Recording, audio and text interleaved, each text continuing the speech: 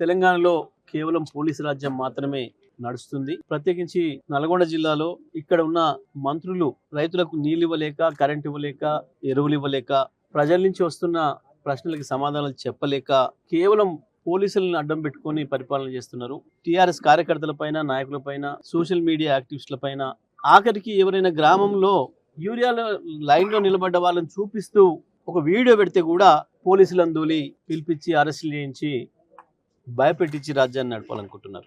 ఇవాళ మా సూర్యాపేటలో కూడా సీనియర్ నాయకుడు, ఎక్స్ జడ్పీటీసీ, నిన్నటి వరకు కౌన్సిలరు, ఏకగ్రీవ కౌన్సిలర్, ఆయనంత సీనియర్ నాయకుడిని ఎవరో ఒక తాగుబోతు కాంప్లైంట్ ఇచ్చిండని చెప్పి మధ్యరాత్రి వచ్చి 10 మంది పైగా పోలీసులు మధ్యరాత్రి వచ్చి పట్టుకపోయి స్టేషన్లో ఇప్పడానికి పెట్టినారు.